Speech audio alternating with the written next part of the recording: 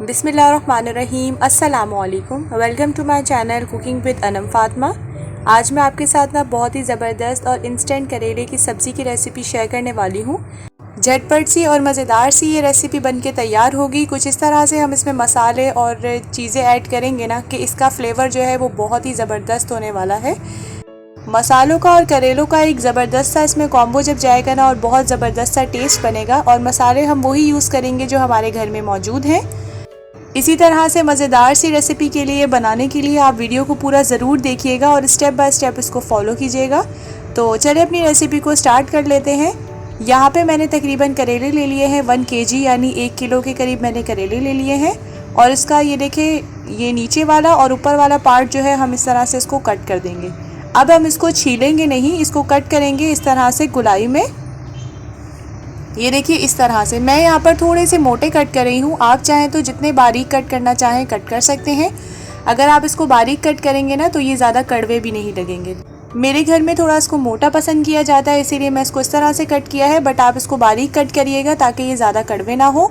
और इसके बाद ये देखिए, इसके जो बीज जो हैं वो मैंने इसको निकाल लिए थे, लेकिन जो सॉफ्ट से जिसमें बीज नहीं था और सॉफ्ट सा जो था ना वो मैंने उसको वैसे ही रहने दिया। जो हार्ड बीज थे बस वही निकाले हैं। और इस तरह से हम लोगों ने थोड़ा सा कट कर लिया है।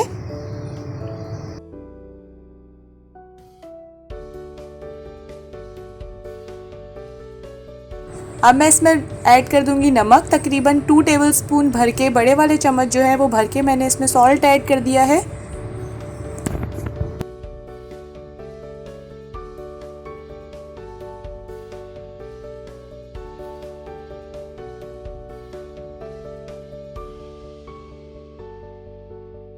और इसके बाद हम लोग इसको अच्छे तरीके से जो है ना वो मिक्स कर लेंगे ताकि अच्छे से सॉल्ट जो है हमारे करेलों को लग जाए।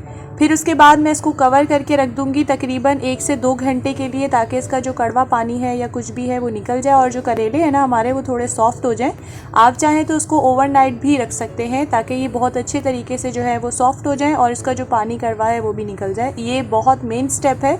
अगर आप इसको नहीं करेंगे ना तो आपके कड़वे जो है करेले बन सकते हैं। तो आपको इसको बिल्कुल स्किप नहीं करना है इस स्टेप को।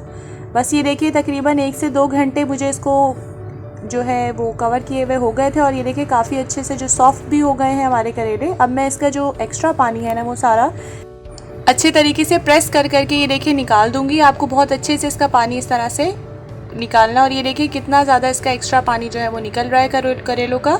अगर हम इसको ओवरनाइट रखेंगे ना तो इससे ज़्यादा पानी जो है वो इसका निकलेगा।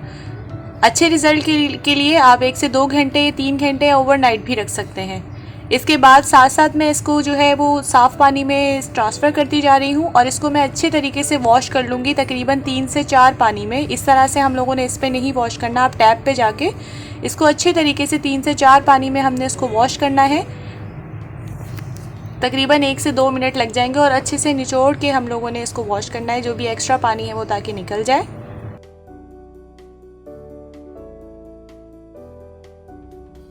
इसके बाद हम करेलों को तकरीबन 5 से 6 मिनट तक के लिए ऐसे छोड़ देंगे ताकि इसका जो एक्स्ट्रा पानी है ना वो सारा निकल जाए। 3 से 4 कप जो है मैंने ऑयल ले लिया है, उसको कढ़ाई में मैंने इसको गर्म करने के लिए छोड़ दिया था। अब उसमें हम ऐड कर देंगे अपने करेले और इनको फ्राई करेंगे हम तकरीबन 8 से 10 मिनट तक के लिए। और मीडियम टू लो फ्लेम पर हमने इसको फ्राई करना है 8 से 10 minute.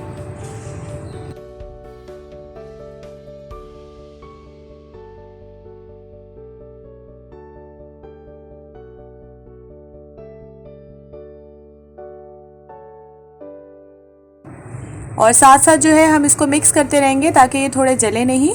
Medium to low flame पर हमने इसको कुक कर रहे हैं। ये देखिए 6 मिनट में इस तरह से कलर में आ गए हैं। इसको तकरीबन 4 से 5 मिनट हमें और फ्राई करना है और थोड़ा गोल्डन ब्राउन जब इसमें कलर आएगा ना तब हम इसको जो है वो निकाल लेंगे।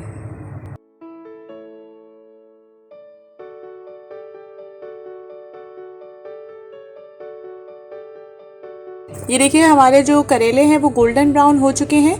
और इसके बाद हम अब इसको ट्रांसफ़र कर देंगे किसी भी बर्तन में। और जो इसका एक्स्ट्रा ऑयल है ना वो हमने इसको अच्छे से निकाल देना है। अब यहाँ पर मैंने तकरीबन हाफ़ कप के करीब ऑयल ले लिया है और उसमें मैंने ऐड कर दिया है 1 टीस्पून और हाफ़ टी स्पून भर के ज़ीरा, यह हाफ़ टी स्पून है। और साथ ही मेरे पास कड़ी पत्ता जो है वो पड़े हुए थे 10 से 12, तो वो मैंने ऐड कर दिए हैं कड़ी पत्ते। आपके पास हैं तो ऐड कर दीजिएगा, बट इससे बहुत ज़बरदस्त सी खुशबू आती है, तो इसीलिए मैंने इसके ऐड किए हैं कड़ी पत्तों को।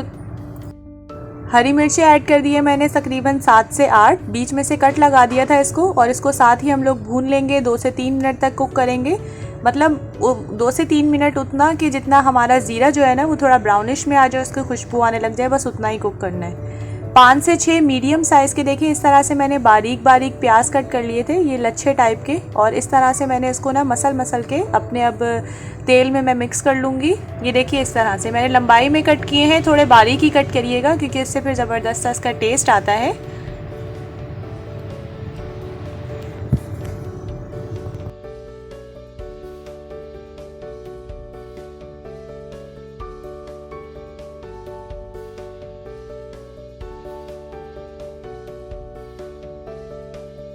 प्याज को हमें गोल्डन ब्राउन नहीं करना है, जस्ट इसको सॉफ्ट करना है। 1 से 2 मिनट तक के लिए हम लोगों ने इसको कुक करना है, उसी टाइम में प्याज जो है आराम से हमारी सॉफ्ट हो जाएगी। और फिर उसके बाद हम उसमें ऐड कर देंगे अपनी next ingredient. Medium to low flame पर बस अभी हमने इसको कुक करते रहना है।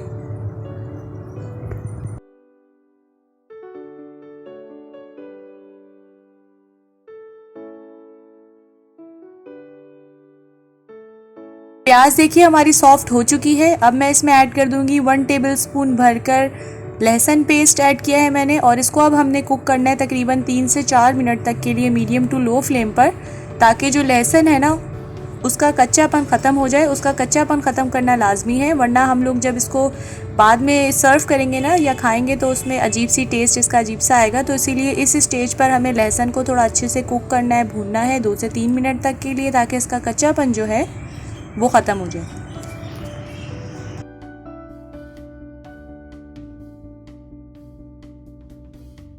ये देखिए हमारा सारा मसाला जो है वो अच्छे से भुन चुका है। अब मैं इसमें ऐड कर दूंगी कुछ स्पाइसेस, जिसमें जाएगा ज़ीरा हाफ टी स्पून,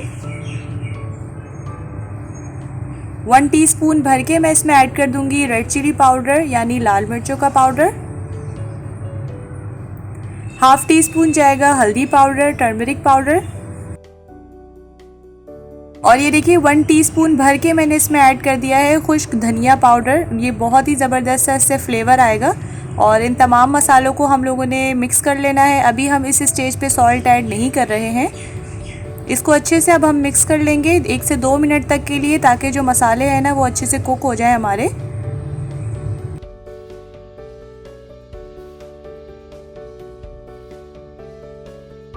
देखिए मसाले जो हैं वो हमारे अच्छे से कुक हो चुके हैं, ऑयल भी हमारे मसाले से फ्री हो चुका है। तो इस स्टेज पर अब हम इसमें ऐड कर देंगे अपने फ्राई किए हुए करेले, और फ्राई किए हुए करेलों को ऐड करने के साथ हम थोड़ा सा इसको मिक्स कर लेंगे 1 से 2 मिनट तक के लिए, ताकि करेलों में भी फ्लेवर आ जाए हमारे मसालों का।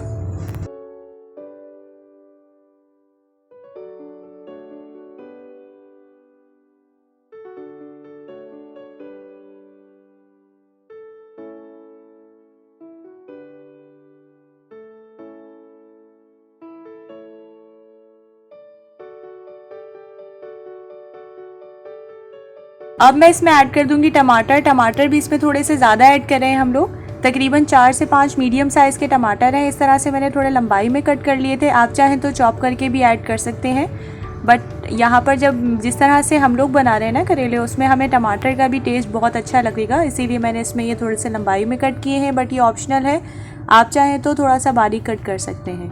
साथ ही मैं इसमें सॉल्ट ऐड कर दूंगी। सॉल्ट तकरीबन मैंने 1.5 टीस्पून भर के ऐड किया था, आप अपने टेस्ट के अकॉर्डिंग इसको एडजस्ट कर लीजिएगा। और इसको थोड़ा सा बस हमने ना सॉल्ट को बस हल्का सा मिक्स करना है, ज़्यादा हमें इसको अभी मिक्स नहीं करना, बस थोड़ा थोड़ा सा इसको हल्के हाथ से इसको जस्ट इसको हिला लेना है, ताकि सॉल्ट जो है ना वो थोड़ा सा नीचे तक चला जाए करेलों में। और इसके बाद इसको मैं कवर करके रख दूँगी, और कवर करके रखने के बाद हम इसको तकरीबन 8 से 10 मिनट तक के लिए अच्छे से कुक कर लेंगे मीडियम टू लो फ्लेम पर।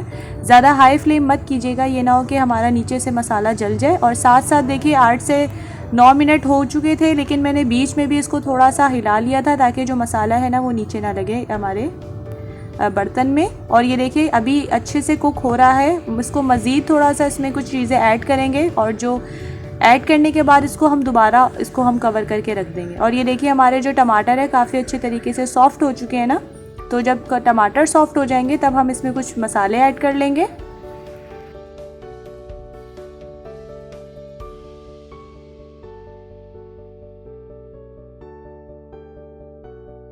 टेस्ट को बैलेंस करने के लिए अब मैं इसमें ऐड कर दूंगी तकरीबन 1 टीस्पून भरकर लेमन जूस का।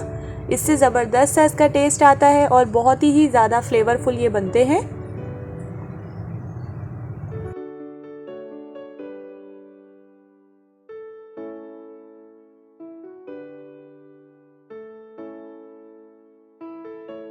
साथ ही मैं इसमें ऐड कर दूंगी गरम मसाला, हाफ टी स्पून के करीब इसमें मैंने गरम मसाला ऐड कर दिया है। और गरम मसाले के साथ ही मैं इसमें फ्रेश कोरिएंडर यानी हरा धनिया जो है उसको चॉप करके ऐड कर दिया है मैंने। और इसको थोड़ा सा हम मिक्स कर लेंगे क्योंकि हमने इसमें गरम मसाला और लेमन ऐड किया है ना, तो थोड़ा सा हमने इसको मिक्स कर लेना है।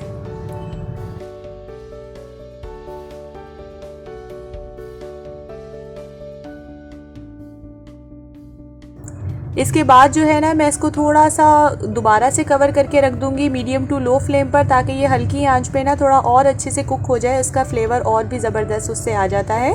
और ये हमारे बनके बिल्कुल ज़बरदस्त से करेले की सब्ज़ी बनके बिल्कुल तैयार है। बहुत ही जूसी और मज़ेदार सी बनके तैयार होती है। और इसका जो लेमन का टेस्ट है ना वो तो बहुत ही ज़्यादा फ्लेवर इसका इन्हेंस कर देता है। तो आप इसको ज़रूर ट्राई कीजिएगा।